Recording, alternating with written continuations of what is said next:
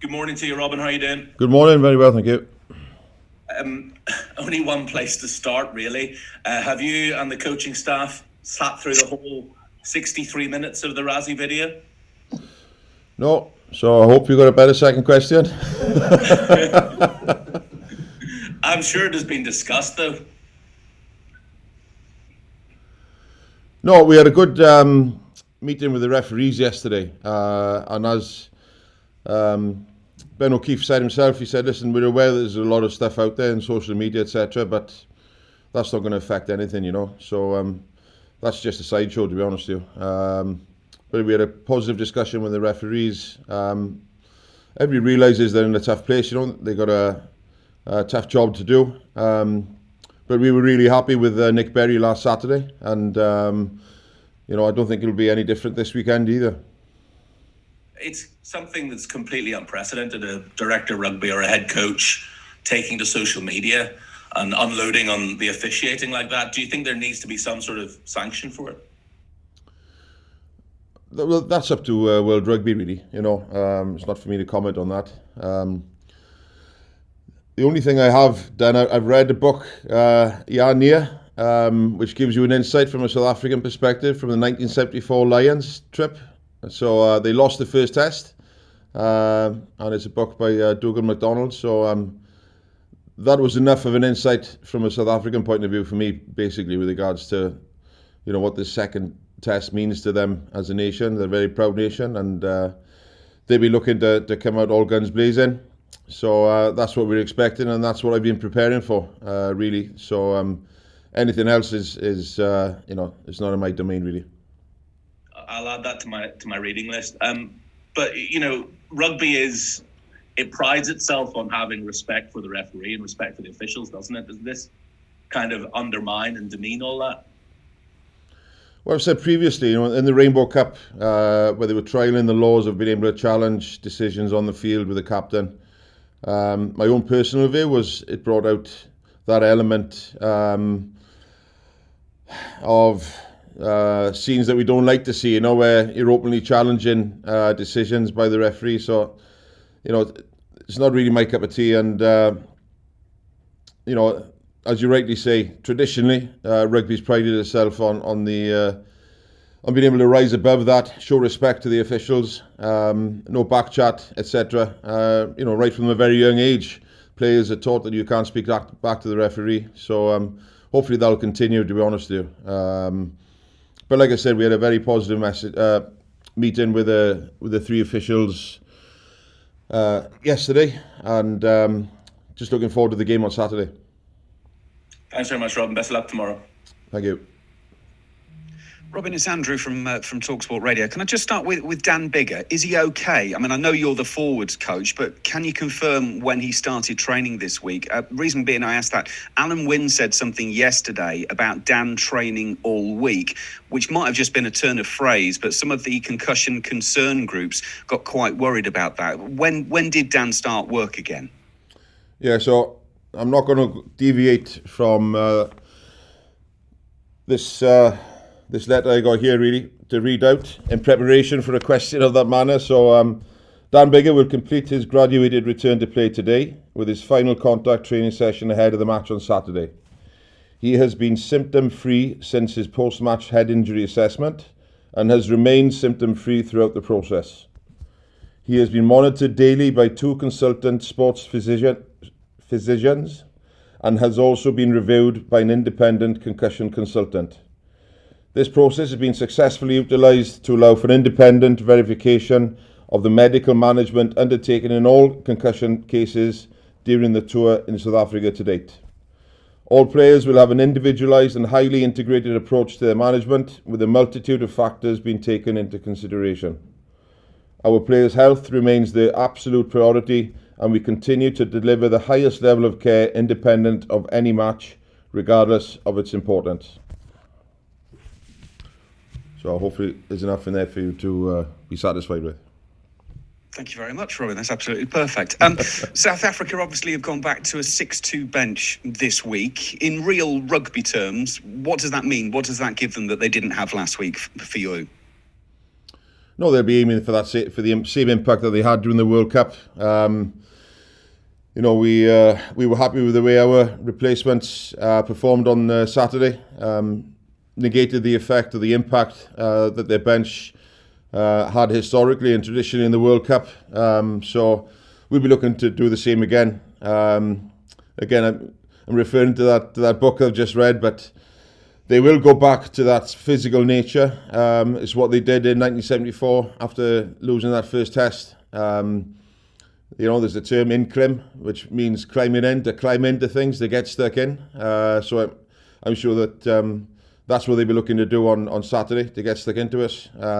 So whether the 6-2 split on the bench reflects that, I'm sure it does. Yeah, it's just a game to look forward to again. Did you push to go 6-2 and go like for like, or do you feel you can cover that off with what you've got anyway? Yeah, that's where, unfortunately, somebody like Hamish Watson has missed out, because Talupi Falata offers a lot more versatility off the bench. He can cover more than one. He's not a specialist sort of open side, the same as Hamish.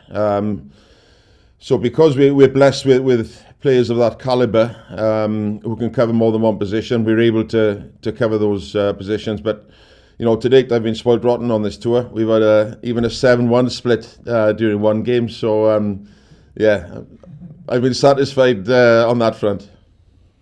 You weren't going to push it any further. The last tour to go one up but lose the series was 2001, which obviously was the tour that you were on. Have you been able to take anything from that tour? Maybe certain things to avoid this week, or maybe is it not relevant? No, Maru Itoje brought it up in the week with regards to him being a little bit of a nose, his own words, with regards to looking at the history of the Lions, etc. And he made reference to it. So it has been raised, because you've got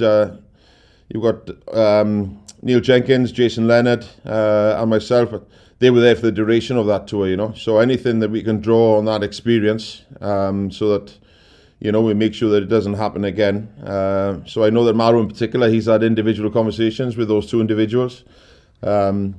But I think there was definitely lessons to be learned from that tour 20 years ago that are still relevant today. So yeah, it has been brought to our attention. Yeah. Just finally from me, you mentioned the meeting with the officials yesterday. Maybe the one area that Rassie raised that I think maybe a lot of people would feel some sympathy and understanding of was the fact that if you ask for feedback, it seems to take quite a long time for it to arrive back. I mean, a meeting yesterday will have happened after virtually all of your preparation. Can you then tinker it? Does that feedback need to happen quicker and earlier in the week if it's to have any impact on you being able to change players' behaviours on the following match day weekend? The only thing that I can bring up there really is I had a conversation with Mike Cron early on Tuesday morning, just surrounding the scrum. Now, Mike Cron is used as a consultant for World Rugby. He's a great sounding board. Everybody in World Rugby knows Mike from a scrummaging point of view anyway, in particular. So I was on the call with Mike for well over half an hour really, in order to gain his views on a couple of things that I was keen to find out on. So I can only speak from my own experience this week. Joel has been in touch with Warren with regards to some clips that he wanted clarity on as well. So the process hasn't been any different to what I've experienced in the past internationally. It was the same during the World Cup in 2019. So yeah, I can only say that, you know, really happy with the way the week has gone. And we weren't surprised by anything that happened on Saturday with Nick Berry. And we had a good conversation with the referees yesterday. So we're generally happy with the way the process has gone this week. Thank you, Robin. Thank you. Hey, Robin. Hi. You talked earlier about the book you read, which is helping you sort of prepare for what's coming tomorrow. Can you just give us an insight into what that taught you about the psychology of South Africa when they're in this position?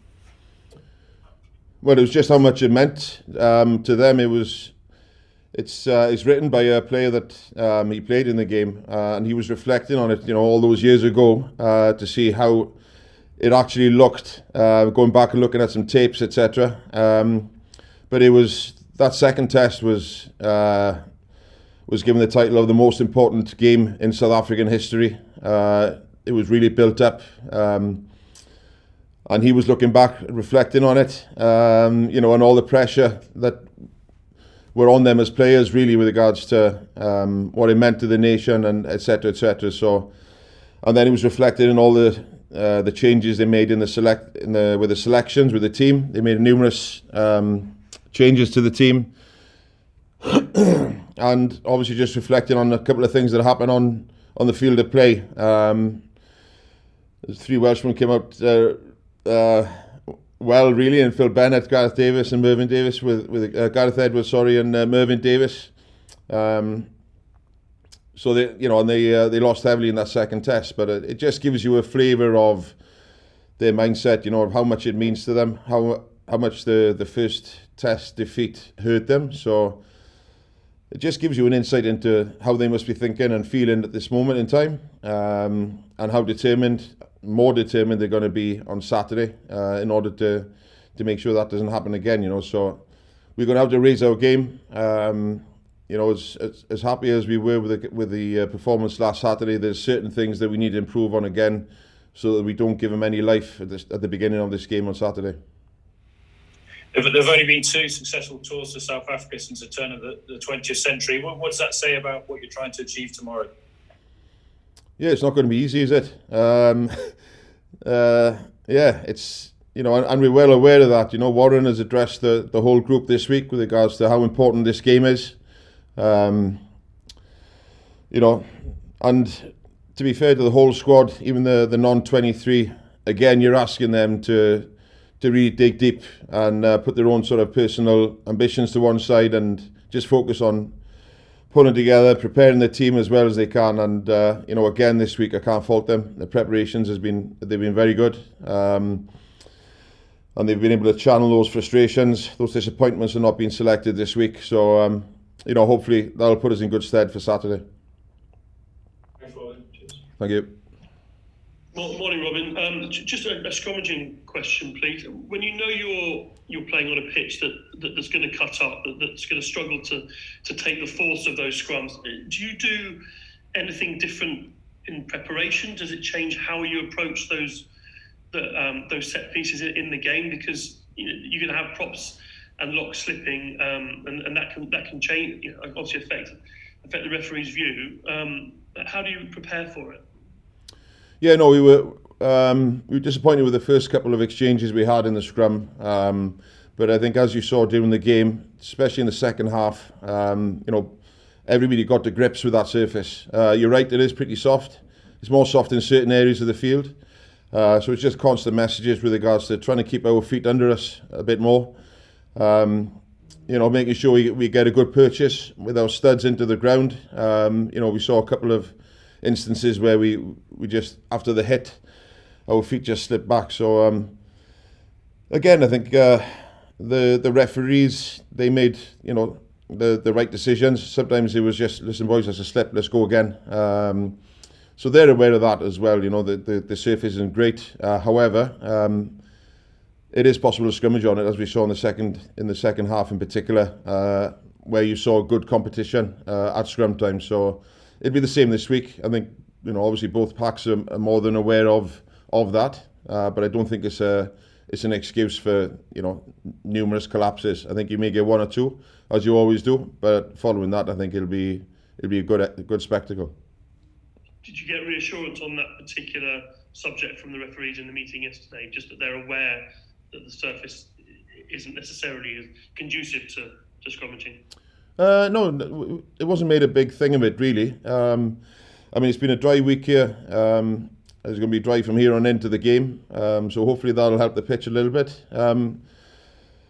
But remembering how we scrummaged on the Millennium Stadium when, right at the very start, when they were struggling to move the pallets around and get things bedded down, we were able to do that for a number of years. So I don't think it's going to be a big thing in the game, hopefully. Cool, thank you. Cheers. Hi, Robin. However much the referees might want to kind of ignore the noise that's going around, it's going to be in their minds, and there must be an enormous amount of pressure now on Ben O'Keefe. Do you feel sorry for him in that regard, and you feel that even though he might not want to, it might subconsciously affect the decision he makes on Saturday? No, I don't think he's professional enough. We're all professional enough. You know, listen, if I was on social media, if I wanted to go out and look for things, I'd be able to find them. But I don't do it. I'm not on social media, so that's just a different world to me. So it's there. Why go looking for it? It's just that it's been highlighted this week. It's been brought to everybody's attention, but you know it's always there. So, you know, get on with it. As you mentioned before, are we in danger of kind of eroding some of the values that rugby's held dear over the centuries with all this stuff going on around criticising refs? Well, only if it keeps being highlighted and brought to the surface. You know, there's a lot of things. I think you just,